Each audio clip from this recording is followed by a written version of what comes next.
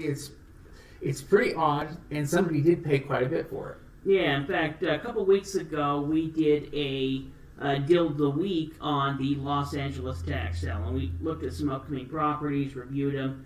I was going through today, and actually was noticing that there was quite a few properties that didn't sell. Nobody bidded on. But there was this property here, and there's a lot of red flags. Now, Red alert! Red alert!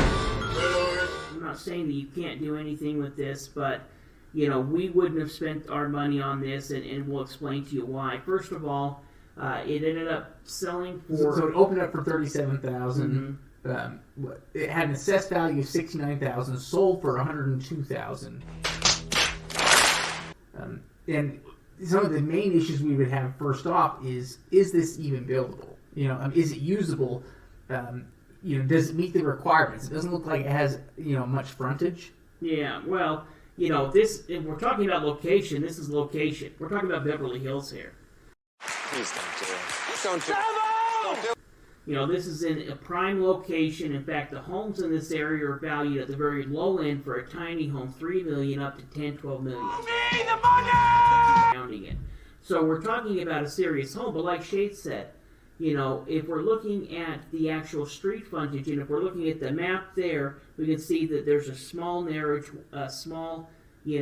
access point there where there's some type of legal access. Mm-hmm. But the problem with that, first, is it legal to be able to do that?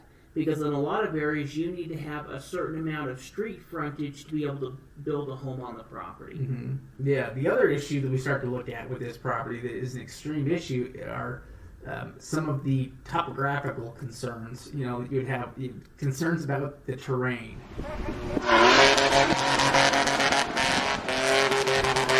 Exactly where the property is located at. Yeah, in fact, we went ahead and pulled up the online map.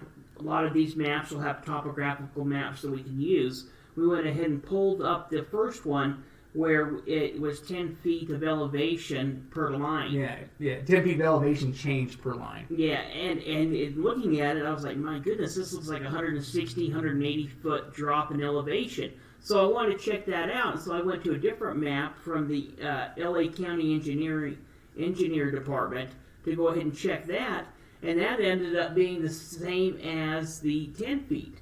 Ended up being around 160 to 180 foot drop in elevation. Gary, why are you talking in cliffhangers? So from there, what was interesting, and this is something me and Shade will do, is if we have a lot like this or a property, we'll go look online at some of the homes that are surrounding the property to see if we can get a view of the property.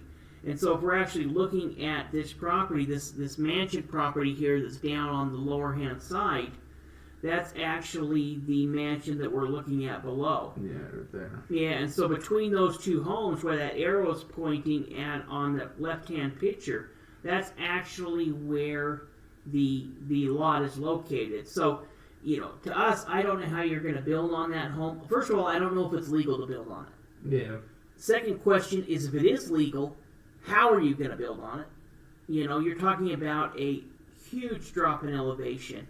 And then I went and looked at another photo from another house, and you can get the idea on that top photo of the elevation change there.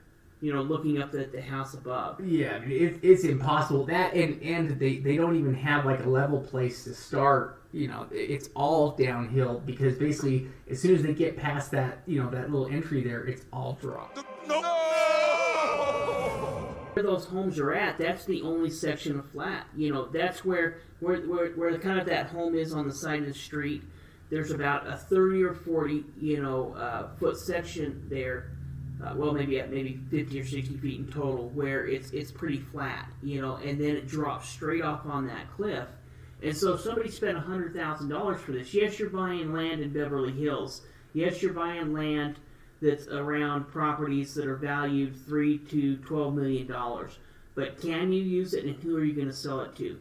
You've limited who you could possibly who would ever be interested in buying it. Would be one of the possible neighbors. And the only reason they would be interested in buying it, I could think of, would be just privacy or just to give themselves some separation. Yeah, just to extend their yard a little bit, with a lot that, and to make sure that it never. But is it worth it to pay $100,000 for it? I don't know. I don't think it's worth it to pay $30,000 because there's no possible use for it that I can see. Now maybe we're wrong. We're just looking at this from kind of a bird's eye view.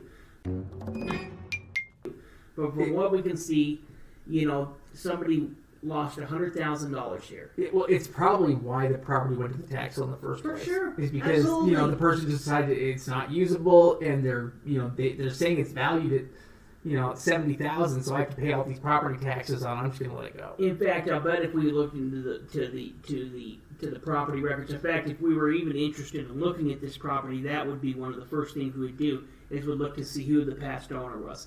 Because if that owner is the mansion property down there below, then they might have just went ahead and they had that property when they bought it, and they just let it go because they don't want to have to pay an extra, $5,000 or $3,000 or whatever the property tax is in a year on a property that has no use. Yeah, that's probably what happened. Be careful when you're bidding on properties. We don't want to see anybody lose money. Money, this money, that.